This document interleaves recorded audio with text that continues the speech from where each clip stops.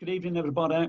From sowing the seeds of a lifetime's passion under the pristine star-laden skies of Africa to the skies of southern England, tonight's speaker has a long association with astronomy. He is an author of many articles and books on practical astronomy, such as Binocular Astronomy and Discover the Night Sky Through Binoculars, as well as a regular columnist for the BBC Sky at Night magazine. Our speaker tonight is Dark Sky Advisor to the International Dark Sky Reserve on the Cranbourne Chase, one of Dorset's two areas of outstanding natural beauty. And he divides his time between this commitment and astronomical outreach that involves delivering many popular lectures throughout Britain to astronomical societies, corporate and astronomical events. Tonight's guest speaker is also STEM ambassador with a special brief for astronomy and is also a fellow of the Royal Astronomical Society. For many decades, the go-to advice for anyone starting out in astronomy who wanted to move on from the Mark I eyeball was to start with a pair of binoculars. Well, we have with us tonight a speaker who is undoubtedly the person to answer the questions of how to choose, how to use, and what to look at. So, here for you tonight, giving a whole new perspective on how to repurpose everyday objects to help feed your eyes on the delights of the sky through binoculars. Please welcome Steve Tonkin. Thank you for a build-up like that. Oh God, I've got a lot to live up to. Right, let's get the screen shared and then we can... I'm going to be zipping in and out of screen share tonight because I want to try and do some things that are a little bit sort of practical experiments and such like, sort of join in, because really I'm not a great fan of talks where people just sort of sit and listen. And if this was a real life thing, you know, I'd have loads of stuff for you to play with and all the rest of it, because it's playing with stuff is so much better than listening about it. But we're on Zoom and it's locked down, and so we have to deal with that. Okay, so what I'd like to do over about the next hour-ish is about with binoculars is, first of all, why use binoculars for astronomy? If you're going to, then what do you get? How do you choose? What's the difference? And there's quite a minefield there. Excuse me.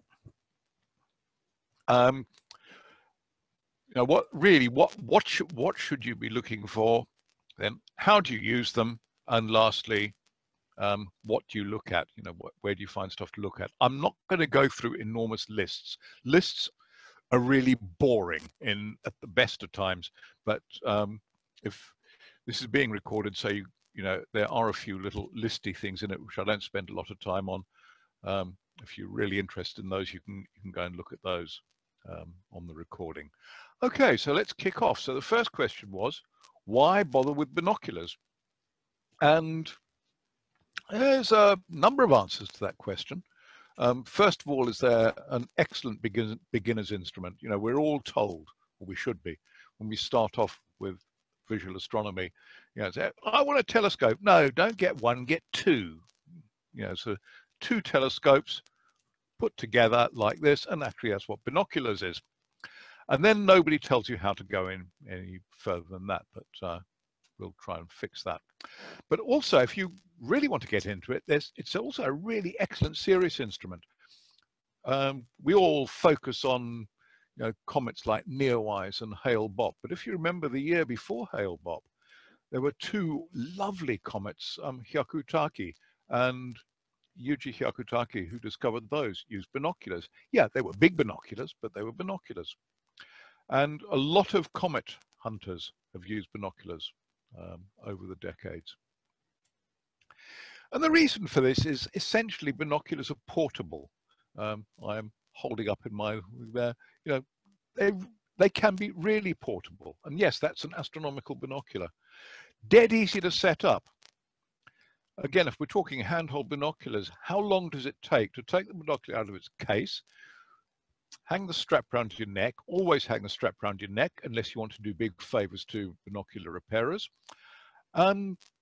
get the eyepieces up to your head and start looking. I mean, it's really, really quick.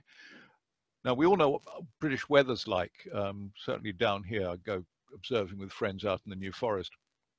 And, you know, some of them are imagers and that, you know, they've got really nice kit.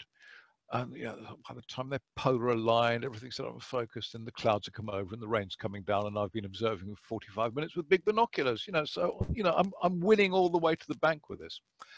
And then there's what's called the Binocular Advantage. And so, what's the Binocular Advantage? Well, it's quite simple. It's times 1.4. Effectively, what that means is, if you are observing through, just grab a couple of instruments here.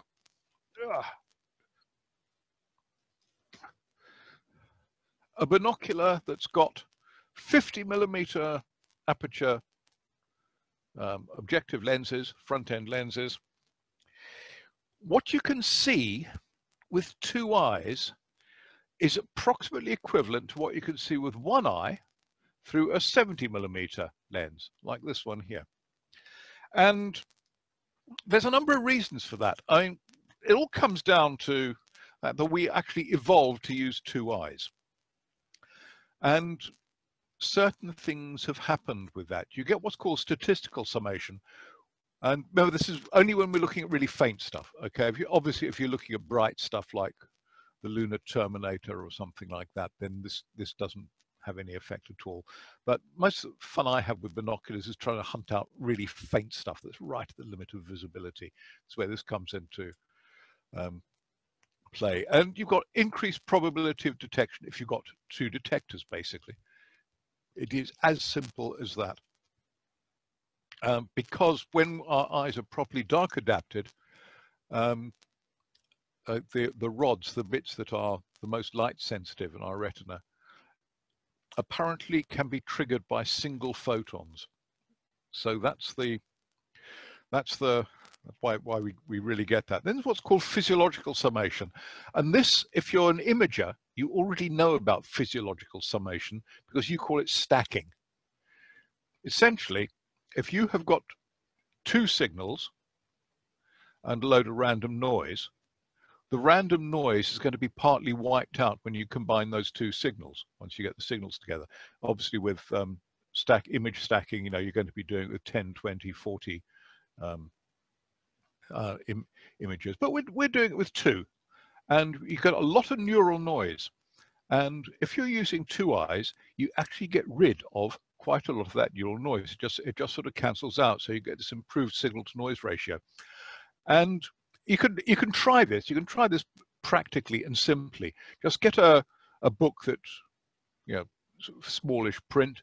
Take it to a distance where you can only just still read it with two eyes, and then close one of your eyes.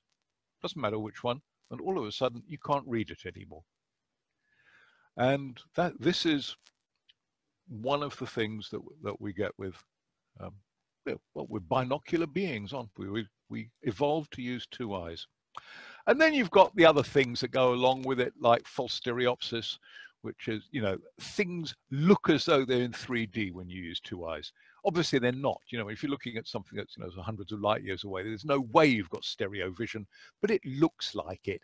And if we're visual astronomers, you know, if we can't at least enjoy this illusion, well, you know, we should be able to enjoy what we're looking at.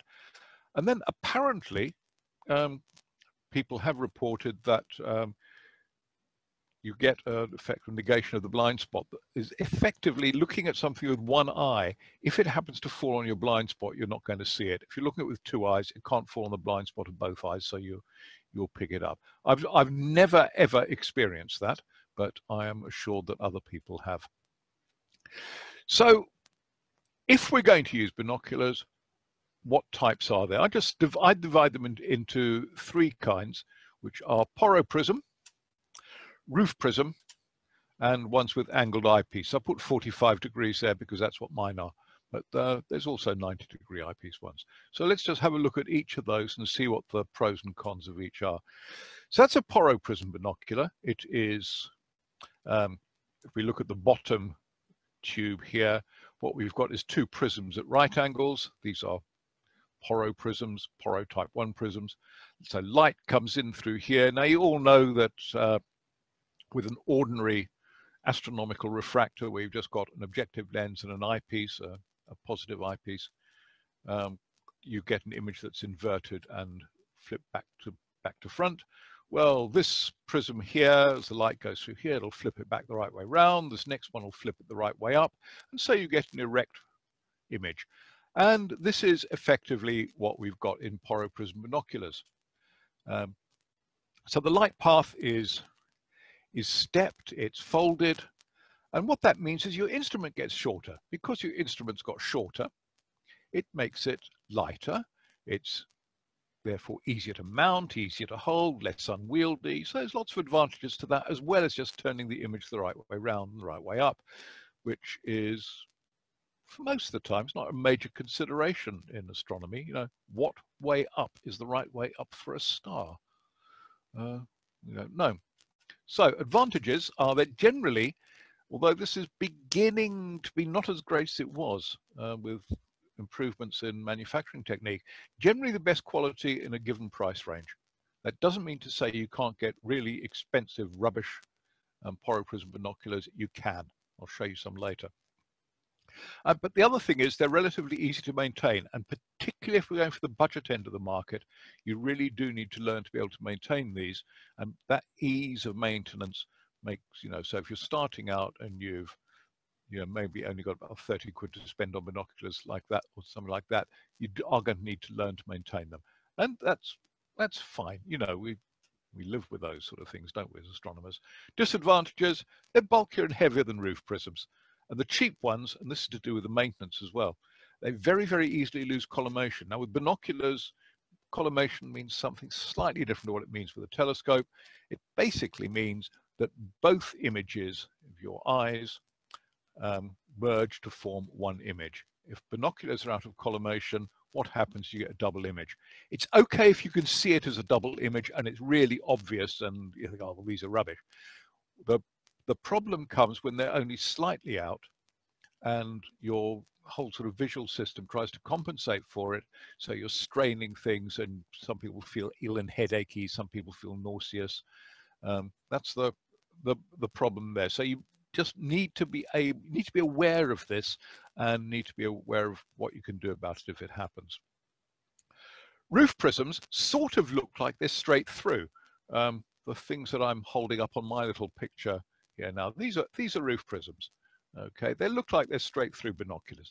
They're not.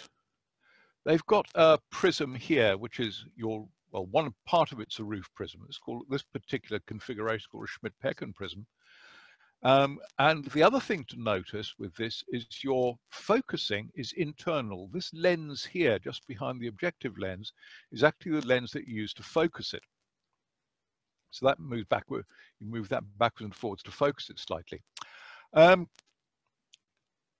But looks like from the outside it's straight through, because the light that goes in the objective lens, it's on the same axis as the light that comes out the eyepiece.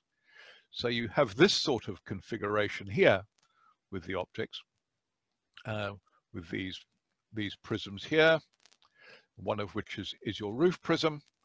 And what that does is it makes for a much lighter binocular, and because your focusing is internal, it also makes it a lot easier to waterproof, because with most, not all, with most center focus Porro Prism binoculars, and I'll show you this in more detail later, you've got tubes sliding over each other on the outside of the binocular, and so water can get in. And that is an issue with astronomy, because quite often we're observing in very dewy conditions, particularly in Britain. So what's the advantages of a roof prism? Well, they're lighter and they're much more compact than Porros. Some people call them birding binoculars. They're not, they're just binoculars. Okay, they're just a different configuration. They're much easier to waterproof because of that internal focusing. Their disadvantage, they're much more expensive. And the reason for that is that the roof prism angle has to be made to 90 times the precision of the angles in a Porro Prism binocular. And precision costs money when it comes to optics. And they're much, much more difficult to self-maintain. I don't bother, quite honestly. I'm quite happy to strip down Porros and put them back together, get them working again. I just don't bother with roofs. It's I'm not sure I have enough life left to be able to bother with that, really. And also with their aperture, and aperture is an issue in astronomy, is limited by this apparent straight through design. So if your eyes are, say, 60 millimeters apart, your pupils, you obviously cannot have tubes that have got a diameter of greater than 60, because otherwise the optical axis will be further apart than your eyes. So you're limited with that, so you don't get things generally like 100 millimeter aperture roof prism binoculars, at least not, you know, sort of normal thing. You have to put another little bit onto it, which I'll show you in a little bit, which we'd get with the angled ones. So these are essentially roof prism binoculars, but they've got an additional prism chucked in here and a few more prisms in the eyepiece turrets here to give you an angled view. And that's great if you are trying to look at things high in the sky from a standing position, because then you don't get the crick neck and all the rest of it. So they're really comfortable for high elevations, particularly if you observe standing, but they're much more expensive because you've got the extra glass you're putting in the way. Good glass costs money. It's as simple as that. And if you don't want to degrade your image, you're going to pay a lot more. And they must be mounted. The normal way of using binoculars, if you are just observing with handheld binoculars, is don't do what I've seen so many people do, which is hold the binoculars up to your eyes and then start scanning around, because it's really difficult. What you do is you look at what your target is, and you just put the binoculars in the way. And with astronomy, generally, if what you're looking at isn't in your field of view, go upwards. You're almost certainly too low. We instinctively go for things a bit lower than we can. You ask anybody out in the field on a dark night and say, right, without looking at it, put your arm up at 45 degrees. And most of them will go up to about 30. We really do underestimate the heights of things. They must be mounted, and they also, because of that, they need some sort of a finder. Because again, this business, you can't just look at what you're looking at and then shove the binoculars in the way. Right, so binoculars, what do you get? Well, I think most people know this. They're described by two numbers. So magnification times aperture in millimeters. So something like, say, an 8x42 magnifies 8 times. It's got an aperture of 42 millimeters. So something like an 8x40. This one I'm holding up here is actually a 6.5x32, but I like it. So an 8x40 is not a heck of a lot bigger than this, but can be easily handheld. I've got a dozen 8x40s, identical ones, which I use for outreach with kids, because I don't have to teach them how to hold the binocular or anything like that, apart from a few little basics. And having a dozen of them, it means I know what everybody can see because I have one of them as well. So it's really easy to help them find their way around. And they get on with them. And they have great fun with them. And I think the fun can be measured by the fact that a number of them, I hear later from scout leaders and parents and things like that, they've gone home and they've demanded one of these for the next birthday or something like that. So obviously they're having fun. I had one, actually another little 6.5x32 I had a few years ago when Stargazing Live was on. We were set up on the stern of HMS Warrior down at Gosport Historic Dockyard. And little girl and her father came along, and I had my other little 6.5x32. She must be about 6 years old. I said, yeah, have a look with that. Have a look over there with those. And she was having so much fun, she didn't want to give them back. Her dad was was highly embarrassed. Okay, 10x50s, most people can handhold, and I'll show you how to do it properly in a mo. And my evidence for that is my son. When he was about 9 years old, I'd got him, he'd been using them for about a year by then, nice lightweight 10x50s, green cats, reasonable quality stuff. And one night he said, Dad, I've found something. We're out in the garden. So what is it? He said, well, I don't know. So, well, okay, can you show me where to find it? So he devised a star hop for me, and we found it. And what he'd done is he'd completely independently discovered the open cluster M34. Now, okay, obviously he's not the first to see it, but what that does suggest to me is that if a 9-year-old can find something like that, then devise a star hop to it, then he is using those binoculars effectively. They will give you shake. They will give all of us a bit of shake, which birders don't like, which is why they go for the lower magnification. But one of the things with astronomy is we're not just after absolute sort of, getting the pristine image. Binoculars, what we're after is detection, and actually a little bit of shake can sometimes aid detection, but most people can handhold 10 by 50s. 15 by 70s, ideally mounted, you can handhold them for brief periods. These ones are 16 by 70s. Yeah, I sometimes do handhold them, but really you get so much more when you mount them. We'll talk about mounting in a bit. And, the big things, 100mm binoculars must be mounted. Yes, you do get the he-men who say, I can hold 10, but yeah, well, you can hold them, yes, but how much are you actually seeing? I don't know. Okay, I've stopped doing that. So what size do you want? Well, what I've got here are, it's all the same thing. It's all the cluster M35, which is tail end, well, it's actually the leading edge of Gemini, if we think of how it goes through the sky, but it's the feet of the twins. And it's this little open cluster here in the middle. So 10 by 50, what I've got is what we're seeing from my skies, which are apparently Bortle 4 skies. So I'm on the outskirts of a small town on the edge of the New Forest, can see the Milky Way usually fairly easily if it's up there. Excuse me. Have once and only once from this country seen the Triangulum Galaxy, naked eye, 30th of October. And it was nice and high, and the rain had cleared the sky, and I thought, am I really seeing NGC 752? No, I'm not. I checked it, and it was actually the only time I've seen it. It took averted vision, but hey, that was good. So we got reasonably good skies, really big, so semi-rural type skies. That's what we're looking at. So that's M35 and 10 by 50s. If you put on something like 15 by 70s on them, that's what you see.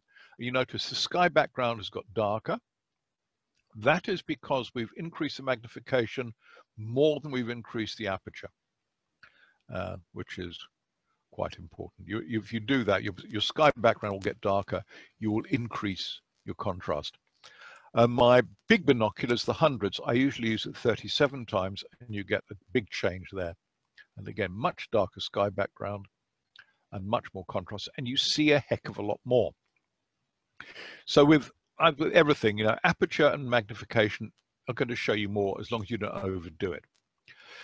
The effect of light pollution is quite enormous. So this, the 10 by 50s and the 37 by 100s again on there. If I go down to Bournemouth, where I usually or used to go a couple of times a year before lockdown to do outreach in some of the schools down there, this is about what you see. Light pollution kills it. Although, if you're using big instrument, look, you can see more than you can with a small instrument. This is, if you've got something like an 8-inch telescope, you can easily see first magnitude stars in the daytime in a clear sky. So that's not it shouldn't surprise us. The ultimate light pollution is daytime. With the 28-inch down at Old Greenwich Observatory, I took some kids down there once, and Robin Catchpole was actually staffing the 28-inch at the time. I'm going to chat and let's try it and see, because I want to see if it was possible. And yes, we split Alboreo, or the sun was still above the horizon. So aperture can counter light pollution, but you're not going to carry 28-inch binoculars around with you, are you? You go up to somewhere like Loch Loyal in Scotland, or outside Bulawayo in Zimbabwe, where I grew up, with no streetlights, and this is what you get. You cannot beat decent skies for astronomy. I think we all know this, but it really it really is astonishing what you can see under a really nice sky. And most of us don't get that, which is one of the reasons I took this job as a dark skies advisor, because I would really like youngsters nowadays to be able to experience the sort of things I grew up with.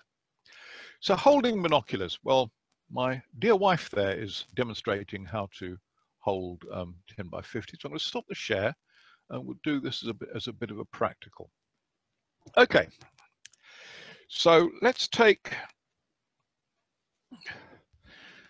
some 10 by 50 binos. Before we do that, just try this for yourself. This joint of your thumb, the first joint down from the nail, fits very comfortably just in the corner of your eye, with the next joint down just resting on your cheekbones. And actually, if you hold your hands like this, it's a really nice way of shielding your eyes. If you hold binoculars so that you're just got a couple of fingers around the eyepieces, a couple of fingers around the prism housings, and you hold them so that your thumb is in there, you've all of a sudden, what you've done is you've created stable triangles, and it makes them a heck of a lot steadier, particularly the higher you go, because as we get higher and higher and higher and higher and higher, our arms go above the level of our heart. They start tiring. Once they start tiring, we start getting the shakes. But if we're supporting the binoculars on our head as well, particularly if we're reclined, we don't get that. It's great to see some people trying it. Brilliant.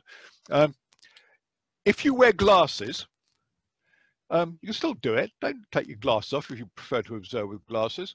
Just hook your thumbs under your specs like that. It still works. And if you're looking horizontally, best way to do it is actually to hold them by the end of the objective barrel there, particularly with bigger binoculars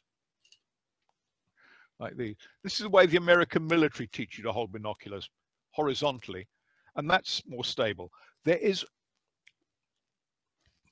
are no situations where the best way to hold binoculars is around the prism housings. It just doesn't, they just don't work. And so you can, and when you go further and further and further and further back, you're taking more and more weight on your head. You're not there, and it really is. Try it under the stars the next time you're out there. It is so much steadier. And this is the way my boy, when he was 9 years old, managed to find M34 and then show me how to get to it. Right, let's go back to the screen share. Where are we? It's that one there. And there is my wife demonstrating the thing there. Okay. I just saw a few chats come up there. I'll just see what's come up in the chat.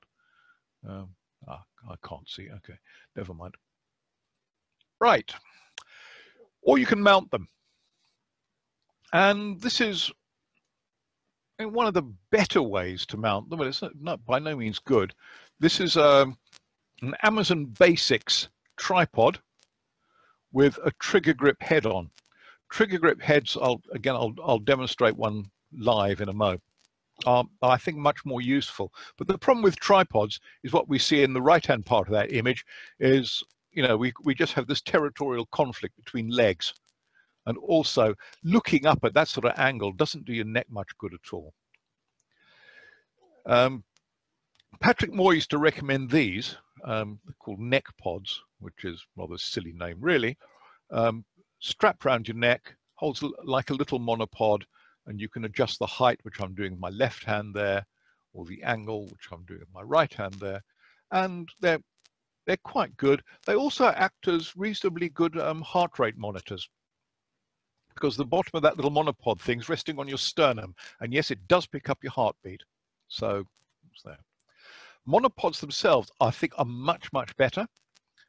This is what I use most of the time with anything, you know, particularly my 70mm binoculars, which are really too much to handhold. Those there are the Helios Apollo 16x70s. But with the trigger grip head, that your monopod doesn't even have to be vertical to steady the binoculars, as I discovered I have a really nice recliner, which I always use for taking out with me when I go out observing in the forest. I thought, well, let's use that with a monopod properly. So I welded a hole between my legs, as it were, so the monopod could go down approximately vertically. And I found it was no steadier than having the thing down the side of the recliner. So that was completely unnecessary. Little bit of, we say, modification there. But what really is the thing, although it does decrease your portability quite a lot, is if you get into parallelogram mounts. And that's one there. It's quite a short one, called a T mount, no longer made. Larry Patriarch, the engineer who made those, retired a few years back. You can still get them secondhand. I think they probably cost more secondhand than they used to new, actually, nowadays. The nice thing about a parallelogram is, one, it holds you away from the tripod legs, so you don't get this bit where you're kicking the tripod legs. But the other side of it is, as you raise and lower your binoculars, they're still looking at the same thing. So for outreach, they are absolutely brilliant, because I can find something, and then all I need to do is to drop the parallelogram, and you know, a child standing next to me will be able to see exactly the same thing. So for outreach, they're brilliant. And if you get slightly longer arm one, you can have a choice of how you use it. So on the left-hand side, I'm using it on a recliner, looking pretty much straight up. The tripod actually hasn't moved between those. I'm just sort of standing different sides of it there. And the other side, I'm standing looking up.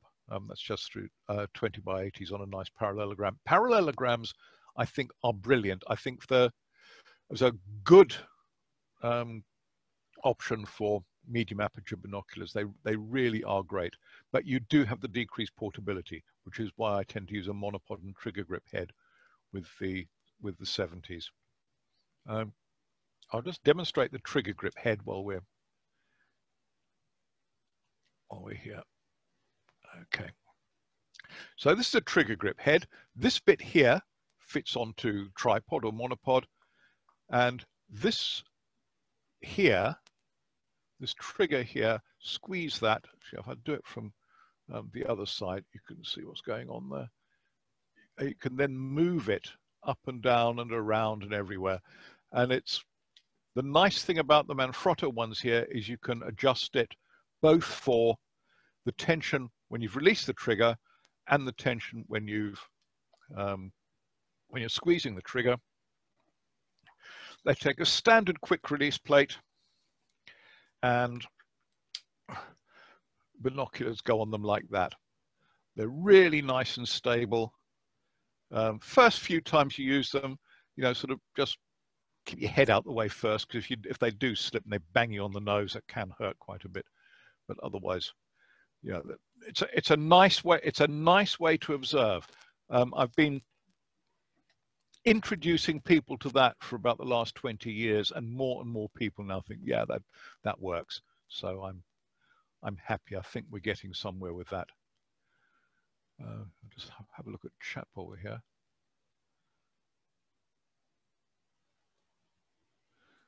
So I just use an Opticron 8x33, but I do use a tripod with adapter that fits the tripod. Use a portable seat so you don't get shake. Yeah, there's lots of ways of avoiding shake, and we'll have a look at some of those in a mo. Where are we? There we go again. Right. So there are other extremes of this, I think, and so the cheapo versions of how to steady binoculars is just anything you've got around. Fence posts, car roofs, trees, tree branches, anything. In this case, on my nice recliner with a cheap little beach chair, just sort of sat across the armrest with my elbows resting on the side of it. Or here, a £4 window cleaning squeegee device, this is the deluxe version, folks. You've got adjustable height here, where my left hand is, and then you've got the cranked head as well, so the vertical bit does actually clear astronomer's belly, which is quite useful, so I don't budget with that when I'm looking up, and just don't use the end for anything else, just bungee your binoculars to it. Here, very deluxe version, I have free motion and azimuth, or in other words, swivel chair. And again, just using the beach chair in a different way where it's resting on my knees and I'm using the top frame of it to hang the binoculars off. So all of these things can sort of help steady what you're doing. It's the only limit is your imagination. The other side of it is, this is the other extreme. This is something called a star chair.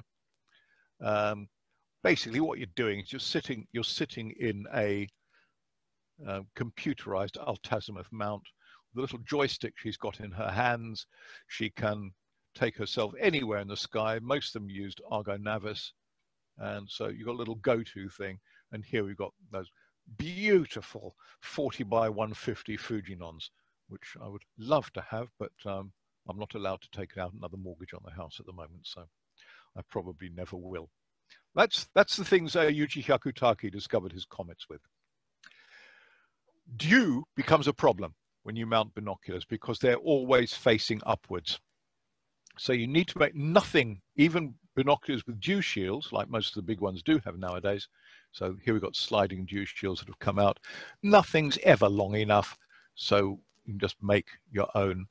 I use cheap exercise mat and sticky back Velcro, which you then got to stitch on because the sticky back comes off. If you're stitching sticky back Velcro, be careful because the sticky will gum up the eye of the needle and then break your thread. So you put a little bit of vegetable oil, I think about every 4 inches of sewing machine, I'll put a little bit of vegetable oil on the needle, and it doesn't do that. The sticky doesn't adhere. Old kite maker's trick. I've got a Rigel quick finder here, and the dew shield I've got on that, I can leave that all out overnight on the dewiest night of the year, facing vertically, and I still get no dew on the screen. But I have to admit, the Rigel quick finder is not as good a dew detector as the Telrad. The Telrad has got to be one of the best dew detectors, I suppose, apart from Schmidt-Cassegrain corrector plates, ever invented by humanity. Okay, so talk about focuses earlier. Center focus is great for terrestrial stuff where you're constantly changing focus, but you do have problems with it. What happens here is you have a screw mechanism in here which moves the eyepieces up and down on a tube. It's a place where you can get water ingress, and it's quite a lot of water ingress, more than people realize, I think, when you're refocusing. And you also have this problem with the rocking eyepiece bridge. And what happens there is basically you're defocusing it when you if you put a bit of pressure onto it. So unless you've got very good quality ones, this rocking eyepiece bridge can make it difficult for you to focus. So in astronomy, we tend to think that individual eyepiece focusing is better. It's much easier to waterproof for a start. You can put an O-ring in here and it won't have any effect on your focus rate. You put an O-ring, which people do, in the center focus ones, and you get focus lag. So you focus and then the eyepieces move slightly differently afterwards, and usually differently to each other as well, just to make it more fun. And but individual eyepiece focusing is fine for astronomy. You can get used to it for terrestrial. The original terrestrial binoculars all had that anyway. But once you've found your focus for astronomy, that's your focus for astronomy, the end. You don't need to refocus during the session. So what should you get? Well, internet advice. Don't we love internet advice? As long as you get binocular with BaK-4 prisms and fully multicoated optics, you can't go far wrong. I don't know how many times I've seen that written, and it's complete rubbish. Let's see why. Here's a selection of binoculars I used to have. These two here are made in the same factory, United Optics, which is in Kunming in China. Let's see what it says on the cover plates. Broadband fully multicoated. Fully broadband multicoated. Well, how different can that be? 15 by 70, 15 by 70. Well, that's got to be, surely that's got to be right. BaK-4 Prism, BaK-4 Prisms. How different can they be, despite the fact that the writing's different? Well, let's find out. Let's deal with this BaK-4 business for a start. prisms used in binoculars rely on a phenomenon called total internal reflection. So you actually don't have a mirrored surface in there, but you do get total reflection at a surface, but not for all rays. The peripheral rays sometimes don't get totally internally reflected. And you can see the effect of that in the top. This is BK7 glass. BK is borosilicate crown glass. And you can see we've got little gray cutoffs here. So what you're getting effectively is the periphery of your image is going to be slightly vignetted. It's going to be slightly fainter. But these are handheld binoculars. How difficult is it to move what is at the periphery to the middle of your field of view? Quite frankly, it isn't. However, if you can get more light through from the whole image, get a brighter all over image, why not? And this is what these BaK-4 barium crown in SHOT AG who came up with the designation. And the BaK-4, you see, we don't have that anymore. We don't have the little cutoffs, but just draw your attention to the fact what we do have is much worse stray light control. Got nothing to do with the prisms, just the binocular design. And actually, these binoculars gave a more contrasty image than these ones, but that's just how things were. But BaK-4 has become a selling point. It's basically its advertising hype. They do reflect more light, but they have slightly worse transmission dispersion properties. So, you know, it's a bit of swings and roundabouts. Your best bino viewers, which are Denkmeyer, use BK7. Why? Better transmission, better dispersion, or actually, well, less dispersion. You don't get the dispersion of the colors as much. And what it comes down to is that Chinese BaK-4, which is what real advertising hype stuff, is nothing like SHOT AG BaK-4. This is the good stuff. This is not so good stuff. I'm not that bothered about the refractive index, critical angle, and dispersion. What does bother me is it's got an inclusion count, permitted inclusion count, 100 times greater than that. And you can see it in use. If you want a nice spring day where the flowers are out and it's nice and bright, and you use binoculars where using the Chinese in the shot, and the Chinese ones, the image looks washed out, and it's because you can never make pure glass, but you can reduce you can specify a lower bubble count and inclusion count in there. And it's not even a barium crown glass, it's a phosphate crown. It doesn't make it bad, but it's just, but really BaK-4 has become advertising hype. What's much more important in prisms, actually, is how robustly they're held in, how well they're made, and all the rest of it. Here's a binocular which I was taking apart. The prisms are held in a proper little cage there. Everything is really well held in place. If you're ever mucking about with binoculars, anything with a crosshead screw holds things together. Anything with a flathead screw, slotted screw, is used for adjustment. That's certainly with binoculars made in the last 50 years. Budget binoculars do not have this nice cage system or anything like that. And look, we've got nice grooved prisms and really, really well made. What you have is a prism held in with a metal clip, which if you're lucky has a screw at one end. It could be just clipped under a bit of metal both ends. This shifts so easily, and this is where the problems with these comes in. This is one of the reasons binoculars that use this sort of prism are, so we say, overrepresented in how do I fix my double image threads in internet forums. And the answer is there's a little screw under the leatherette down near the bottom of that prism on that side, and you can get at that and you can adjust the prisms there. That's what you need to be able to do with those. So what about fully multi-coated? That was the other thing you're told, must get fully multi-coated. Well, there's no industry-wide standard of what it means. It could mean anything almost. It could mean just the air glass surface of the lens have 2-layer coatings, or it could mean all the air glass surfaces throughout the binocular, including the prism hypotenusers, have 7-layer coatings that have been properly applied. And they're going to be different, but you can sell both of those as fully multi-coated.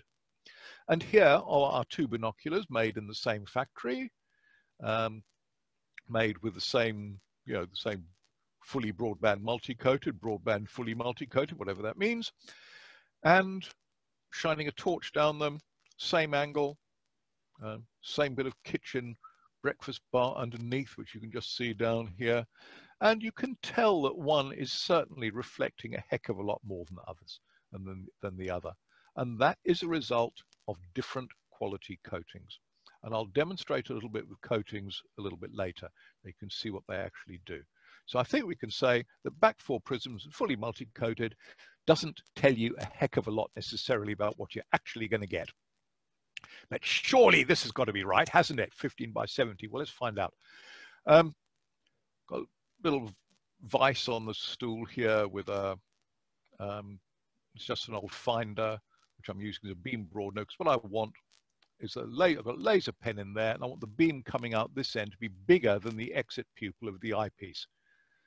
And then a bit of baking parchment over the other end, which I can put a scale against, and I can actually measure the effective aperture of the binocular. And you can see here, it's nothing like the full aperture there. So as long as you've got parallel light going in there, you can do this very, very precisely. And this so-called 70mm binocular actually has an aperture of 62.5 millimeters.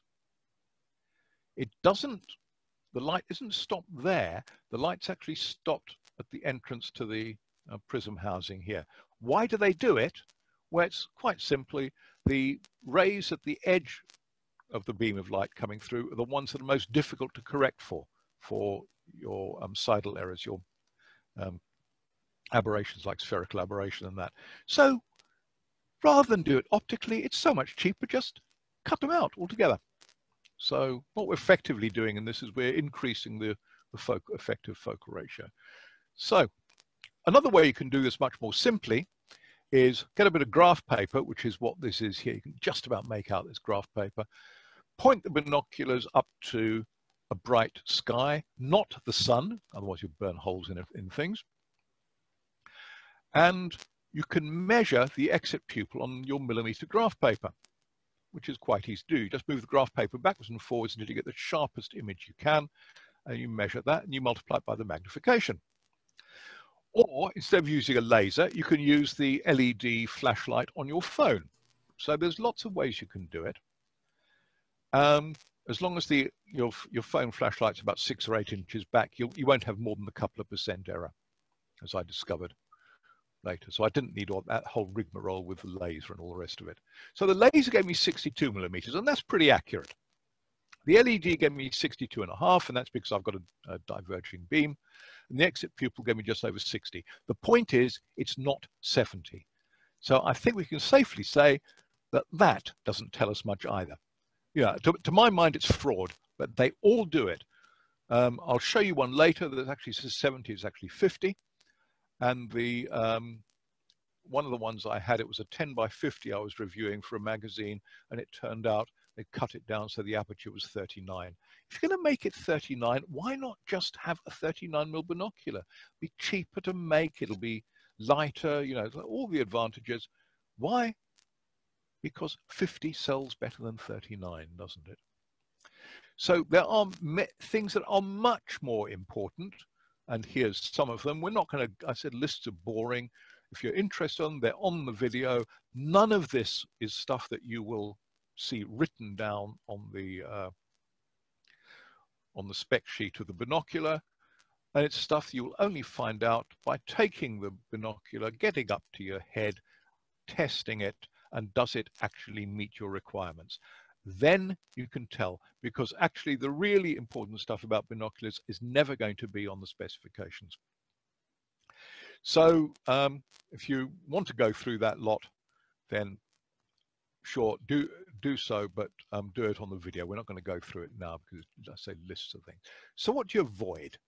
You avoid BSOs, and I will demonstrate what I mean by that now. So let's stop the share.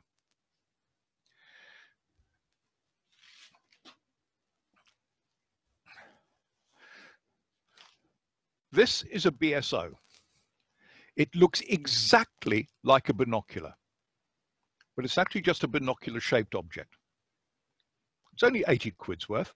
I'm going to turn the lights out because there are things with this I want to do little demos with. So just excuse me a moment. We'll use the ceiling as a screen.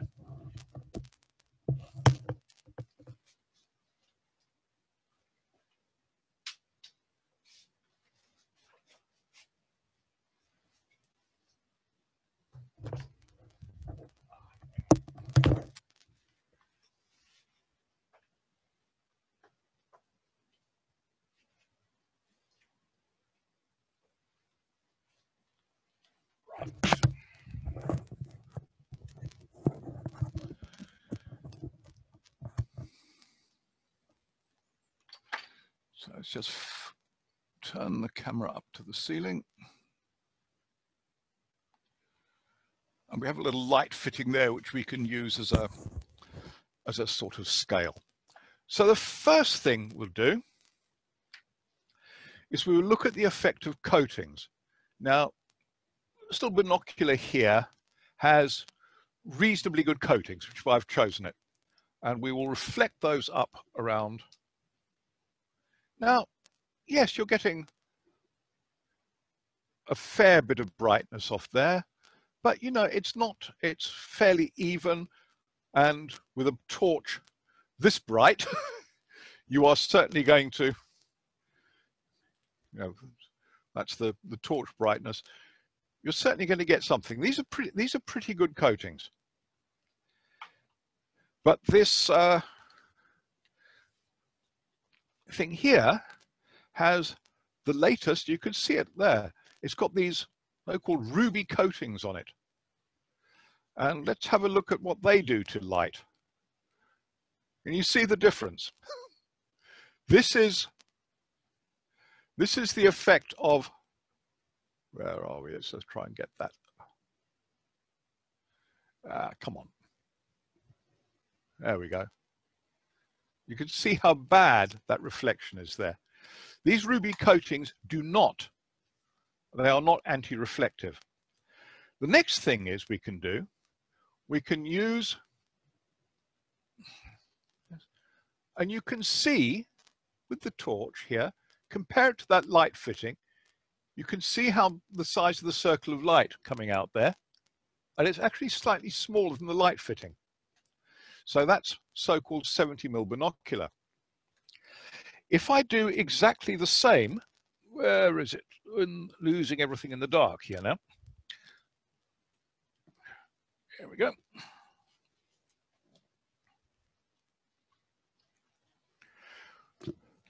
With this,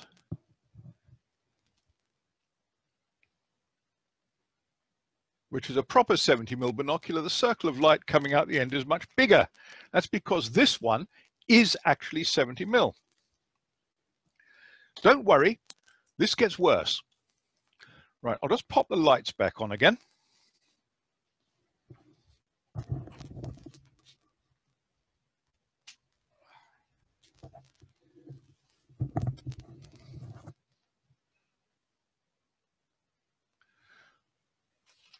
Another dead giveaway with this is this lever on the side here. That's a zoom lever.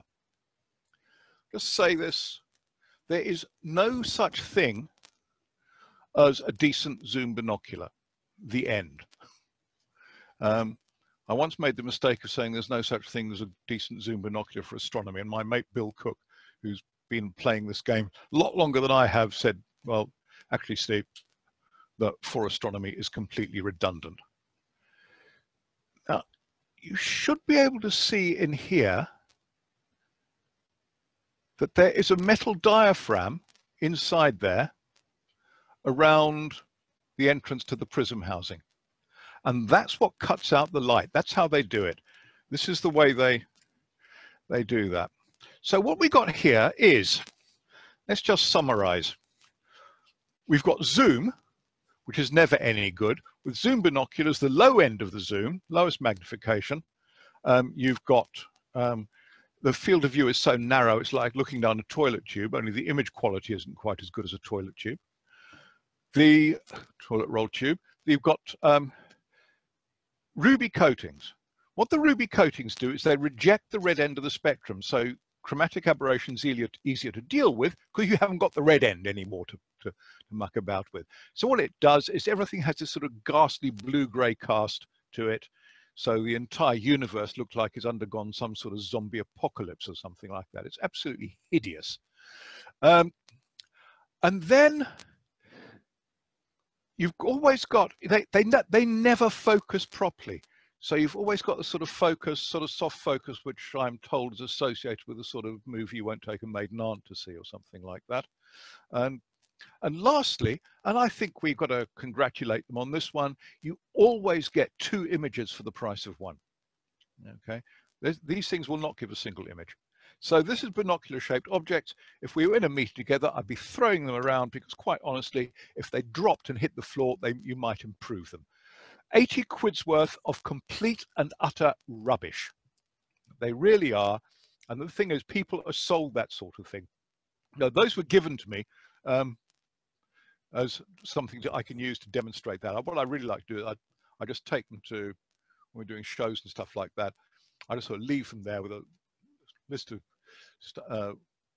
little sheet of how to test binoculars and invite kids to come and see how many things they can find wrong with them. Quite honestly, you're going to spend 80 quid on binoculars, don't get those. So zoom is, let's go back to screen share. That's last mucking about thing there. Zoom is worth avoiding. Ruby coating's worth avoiding. Anything focus free, avoid as well. They're sort of okay for terrestrial stuff, but for astronomy, they really are rubbish. And quick focus, by which I mean the zip focus thing, like you get with the Tasco Zip, which you've got about a quarter of a turn of the focus wheel from whatever its close focus is, you know, through infinity and out the other side by a diopter or 2. You cannot get those to focus absolutely precisely. The other side of the coin is these, which are these really nice little Vixens. They've got individual eyepiece focus on them. And the focus here, as it approaches infinity, slows down. So you get less movement of the tube for the same amount of movement of your focus on here. And that makes it really, really easy to get an incredibly precise focus on it, which makes them really nice little binoculars. I like them much. They sort of, you know, am I going to use those on my 10 by 50s? It's always a toss-up because it's such a delight to use. Okay, so what are you going to look at? Well, the sorts of things we look at, and I promise I won't get too listy. Open clusters, asterisms, large diffuse nebulae, large galaxies, very large globular clusters. We'll see why in a moment. Some planetary nebulae, and this is for very, very small value of the word some, for reasons that will come up apparent. Variable stars and double stars. The SPA, Society for Popular Astronomy, actually has a variable star observing program for binoculars. So if you're interested in that, that's a way to get into that. And, you know, sort of wide double stars can be great fun in binoculars as well. So let's look at a few things. M31, large galaxy. That's about what you see through 10 by 50s. This is all 10 by 50 unless I say otherwise. So from a reasonably good semi-rural site, but you can already pick up stuff there. Well, you can pick up the satellite galaxies just.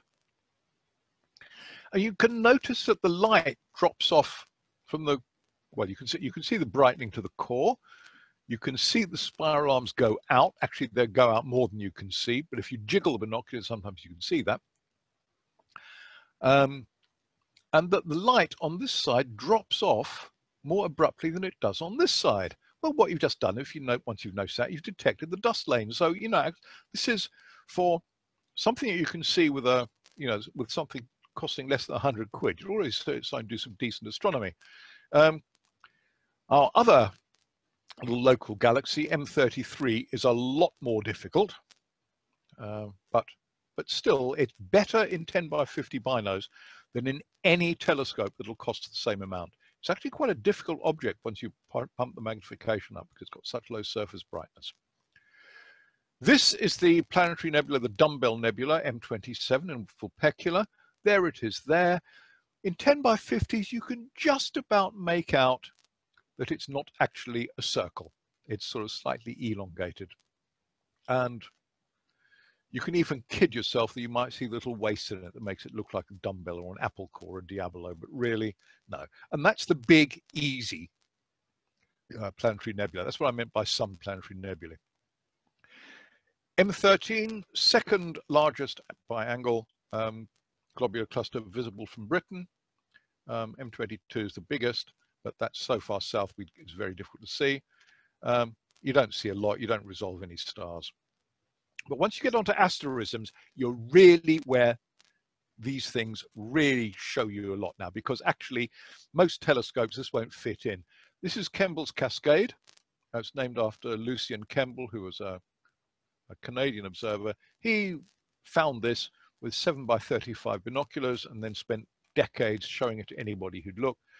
And in autumn, in our skies, in autumn evenings, this is vertical. And you can imagine it's like a sort of ribbon waterfall. And there's a little open cluster at the bottom, NGC 1502, which is sort of like a little splash pool. And it's just fun. You can just imagine that, you know, it's lovely and it's beautifully framed in binoculars. Somebody relatively local to us, unfortunately died earlier last year. Eddie Carpenter, Cotswold Astronomical Society, has been showing people this for decades. This star here at the bottom, the bright one here, is the middle star in the W of Cassiopeia. So if you put that at the south of the field of view, it's there. And you've got this curve of stars here that Eddie sort of noticed. And it doesn't show up on star charts or anything like this. And it's Eddie's coaster. He reckoned it looked like a bit like a roller coaster.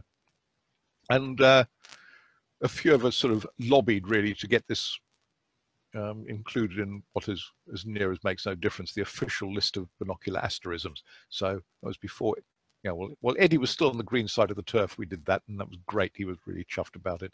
A really nice gentleman, and it's great now that he's remembered. But you know, there's no reason that anybody here couldn't do exactly the same. You know, sort of go out, find something that nobody else has noticed before, because there is stuff that nobody's noticed before. And, you know, sort of delight other people with it. It's a nice thing to do. The coat hanger in Vulpecula is quite a popular one, lovely star party thing because it looks like something. Open cluster Colander 70. If we were in a room together now, I'd be saying, right, if you've seen Colander 70, put your hand up.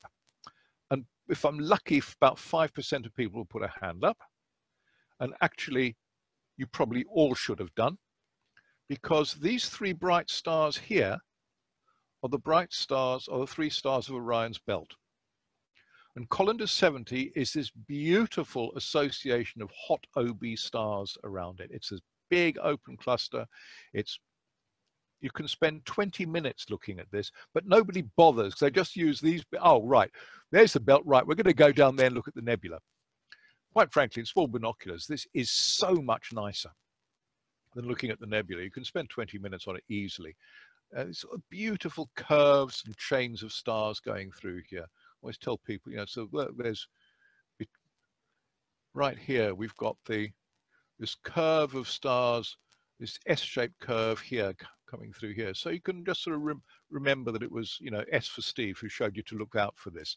And if that really makes you, oh, that puts me off it, well, let's just carry it on. This is the head and neck of a swan, and there's its wing. You know, you can find your own pictures in there. The point is, it's beautiful, and hardly anybody looks at it. Well, I think more people are nowadays, so I keep telling people to.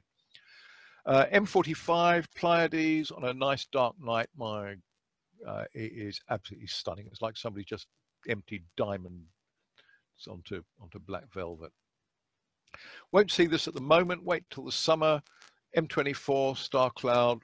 There's about as many stars in that field of view as you'll see in any other 10 by 50 field of view anywhere in the Milky Way. It's beautiful. Again, being on the south coast, had occasions where we've been right on the coast, and this has been rising over the sea, and someone said, "Oh, look, there's a cloud over there." Well, yes, but it's not in our atmosphere. This is, you know, part of our galaxy we're seeing. Isn't it lovely? That's just, you know, I contemplate things like that. It's just absolutely awesome. I got my big binos mainly because I'd look through somebody else and saw the Orion Nebula, and the detail you start to see after you've been looking for about 15-20 minutes is stunning. Okay, so how do you find out what to see? Well, a bit of a plug time now. I do a monthly binocular tour in Sky at Night Mag, just 6 objects, usually 4 that you can see with 10x50s and a couple. You might need bigger ones to see, but because of this thing about binoculars always, you know, being undersized, now anything that I put down as something in 10x50s, it's something I can see with these little ones, these little 32mm ones, and anything I put down with as 15x70s stuff I can see with 50mm ones. I made the mistake of not doing that once, and it was an object that a lot of people said they just couldn't see, and that's because basically the binoculars were not what the cover plate said, but can't really tell people that. Or every month I produce called the Binocular Sky newsletter. I've been doing this for about 8 years now. It's free, and it just tells you what to look for in the sky. What goes on in the deep sky from year to year doesn't change a heck of a lot, but it's you know, it's a way of finding out what's going on, and also look at things like we see here, Uranus and Neptune and Ceres. So we look at what's going on with you know, what I call the binocular planets, the ones you need binoculars to see, and asteroids, you can see them, and occultations, and anything else that is when the moon or an asteroid goes in front of a star. So, you know, it's just for that. I say it's free. You can subscribe, and it just sort of gets emailed to you once a month, end of the month.